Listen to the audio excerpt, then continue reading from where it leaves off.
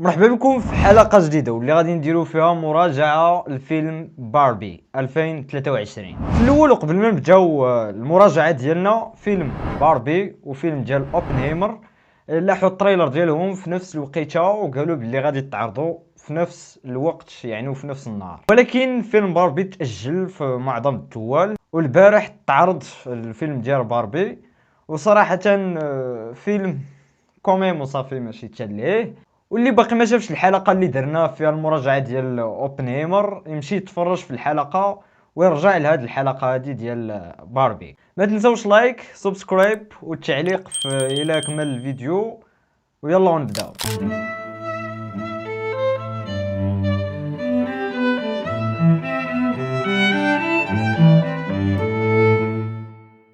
صراحة كاين واحد الفرق وفرق شاسع ما بين الفيلم ديال اوبنهايمر والفيلم ديال باربي. هادشي حيتاش الفيلم ديال اوبنهايمر تخدم بواحد الطريقة انورم، يعني ضخمة جدا جدا جدا، وعطاوه وقيتو سواء في التصوير سواء في الاخراج سواء في السيناريو يعني الاحداث ثقيلة المهم فيلم غادي يهربولك. ولكن باربي ماشي هو هذاك. باربي كوميم وصافي واحد القصة عادية، يعني الأحداث عاديين وصعيب ليه صراحة ينافس اوبنهايمر. اوبنهايمر هو قصة بيوغرافية يعني حقيقية، ولكن باربي هو قصة عادية يعني من خيال المؤلف.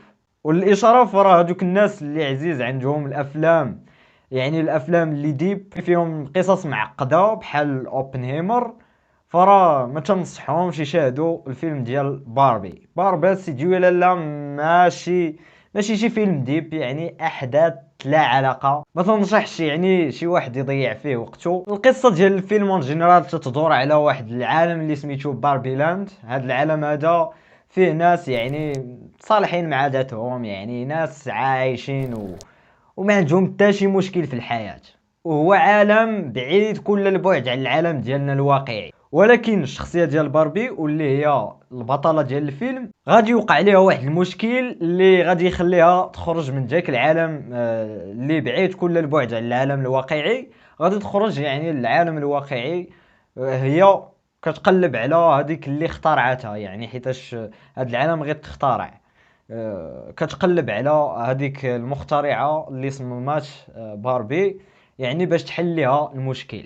وهذه الرحلة اللي هي انها تقلب على المخترعة ديالها، فراه مروا فيها بزاف ديال الاحداث اللي تبنى عليهم الفيلم.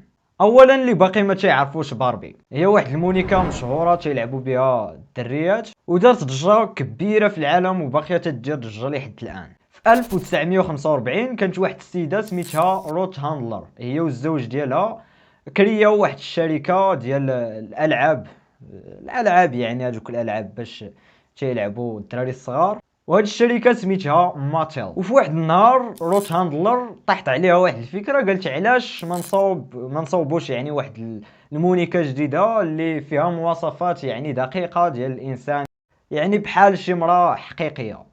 عيطوا على واحد السيد سميتو جاك ريان واللي غادي يساعدهم في انهم يصمموا هاد المونيكا هادي. والغريب في هاد الشيء كامل ان جاك ماشي متخصص في صناعة الالعاب، يعني الالعاب ديال الدراري الصغار، هو كان مهندس ديال الصواريخ. وهاد الشيء بالضبط اللي ساهم في انه تكون واحد علاقة ما بين باربي واوبنهايمر، يعني حيتاش اوبنهايمر كان مخترع ديال قنبلة يعني مدمرة، وجاك مخترع ديال صواريخ مدمره، يعني نفس البلان تيربط ما بيناتهم. باربي اخترعات ودارت ضجه في سنه 1959 وتسمات باربي نسبه للبنت ديال ديك السيده روت هاندلر واللي سميتها باربرا. نهضروا شويه على الايجابيات والسلبيات ديال الفيلم. من الايجابيات انهم جابوا الممثله ماركت روبي، هي اللي لعبت الدور ديال باربي، وصراحه جا معها الدور وتقناتو ديال بصح. ومن هانيت كاين عندها واحد الجمال خارق بحال ديال باربي. ريان كوسلين عطى لينا واحد الشخصيه ديال كين وبواحد الطريقه زوينه، يعني تقن الدور ديالو. يعني هاد جوج بيرسوناج اللي تقنوا الدور ديالهم اللي تفرجت في الفيلم. وحتى الانتاج صراحه هارب بزاف، واخا الديكور شي شويه ماشي تاليه، فراه خسروا الزبابل ديال الفلوس على الانتاج. عرفتي الزبابل ديال الفلوس تخسروا على شي حاجه ما عرفتش انايا، ما فهمتش. بحيث انه المنتجين عطاو بزاف ديال الفلوس، يعني الزبابل، باش يدير هذا الفيلم ضجة عالمية. ما تقولش لي سيدي ولا لا انكم ما تلاقيتوش مع شي منشور او لا شي بوست وفيها ترايلر او لا البوستر ديال هذا الفيلم هذا، حيتاش راه انفيستيو فيه بزاف ديال الفلوس باش يبان الترايلر والبوستر للعالم كامل. النقط السلبيه في الفيلم، اولا انهم ضيعوا بزاف ديال الفلوس على شي حاجه لا علاقه، يعني شي حاجه زيرو. الحبكه كتكون غاديه مزيانه، ولكن في شي نقاط يعني تيضيعوا ديك الحبكه، يعني تيخرجوا على السكه، وهذا الشيء تيسبب لك كمشاهد واحد التشوش. الفيلم تيحرض على امور ما مزياناش، وما تنصحش الدراري الصغار انهم يتفرجوا في هذا الفيلم هذا. يقدر نقول بلي الفيلم موجه لواحد الفئه من النساء، يعني الحريه وكذا راكم عارفين، ما بغيناش نتعمقوا في هذا الشيء هذا، حيت يوتيوب ما تيخليناش نهضروا على بحال هاد المواضيع هادو. نرجعوا شي شويه للحبكه ديال الفيلم كان مزيان في الاتجاه ديالو، وقعات شي مشاكل لباربي، خرجت من العالم ديالهم العالم ديالنا باش تقلب على ديك السيده اللي اخترعتها باش تحل ليها المشكل، وهنا كتوقع ليها مشاكل بسبب ان العالم ديالهم مختلف على العالم ديالنا. ولكن ملي رجعوا للعالم ديال باربي لاند رجعوا مع شخصيات حقيقيه، وهنا وقع واحد التغيير كبير وكبير بزاف،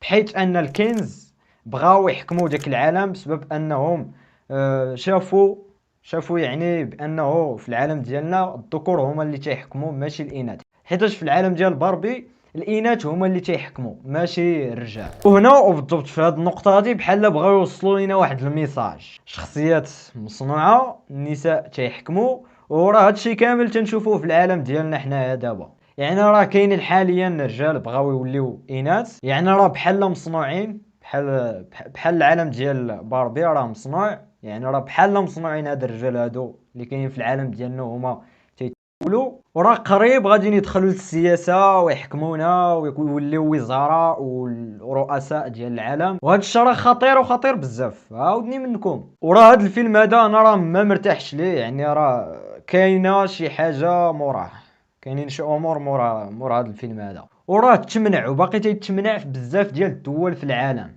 من بينهم الدول العربيه.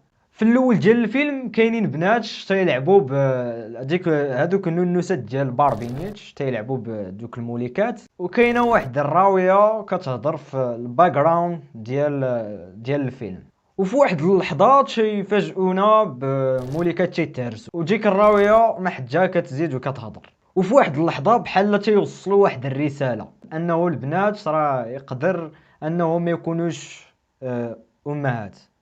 واش فهمتوا الرساله اللي بغاو يوصلوا؟ وهذا الشيء راه ما غاديش يتقبلوا واحد العقل الصغير ديال واحد البنيته صغيره تتفرج في هذا الفيلم هذا. هذا الشيء علاش قلت لكم هذا الفيلم ما تنصحش شي دراري صغار انهم يتفرجوا فيه، خصوصا البنات. المهم الراويه كتكمل وكتقول باللي باربي كانت بغات غير تحرر النساء من يعني من الاصفاد ديالهم، يعني اصفاد تشانتايا، بغات تحررهم، قالت لك من هذا الشيء ديال العقليه ديال الدين كذا راكم عارفين. ما بغيتش غير نقول الاسماء ديال هذا الشيء هذا، حيتاش اليوتيوب ما تيخليناش نهضروا على هذه المواضيع هادو. وقالت باللي باربي فشلات وتحولت لواحد بروتوكول راس مالي، وبغاو يوصلوا لنا واحد الفكره اخرى انه اي واحد يمكن ليه يكون باربي حتى الذكور. المهم راه تيبقى الفيلم ديال اوبنهيمر هو الافضل، واخا خرجوا شي مشاكل عندنا في المغرب بسبب ان الفيلم تيتعرض في دور السينما بالفرنسيه بدل اللغه الاصليه ديال الانجليزيه، وهذه راه فضيحه ديال بصح، حيتاش الناس مساكن مشاو قطعوا التيكي، دخلوا لدور السينما، يعني دخلوا للسينما للقاعات، وهما جالسين فوق الكراسه تيتسناو الشاشه ديال اوبنهيمر تخدم. فجأة خدمات الشاشة وهما يلقاو الفيلم مدبلج اللغة ديال المستعمرة ولا اللغة الفرنسية، ولكن حتى الناس ما جلسوش وربعوا يديهم، يعني راه ما سكتوش على الحق ديالهم، ناضوا كاملين قالوا لهم ردوا لينا فلوسنا، بغينا نخرجوا ما بغيناش نتفرجوا الا ما كايناش النسخة الأصلية ديال الفيلم ما يكونش مدبلج اللغة ديال المستعمر. وفعلا كل شيء خرج، ولكن في الاخر قدمات للسينما واحد الاعتذار للجمهور ديالها، قالت لهم راه من هنا لقدام غادي يكون الفيلم بالانجليزيه، اللي بغى يرجع يتفرج. وصراحه الافلام الفرنسيه والمدبلجه باللغه الفرنسيه ما تنحملهمش انا شخصيا، يعني راه الراي ديالي هذا. وخاص المغرب يحاول ما يمكن يخرج من هاد البروتوكولات ديال فرنسا اللي باقيين تتفرضوا علينا وعلى الدوله باكملها. المهم شو وصلنا للاخر ديال الحلقه ديالنا. ما تنساوش دعمونا بلايك سبسكرايب، خليو لينا الاراء ديالكم في التعاليق. يلا تهلاو حتى الحلقه الجايه، قطعوا وكونوا على بال من باربي.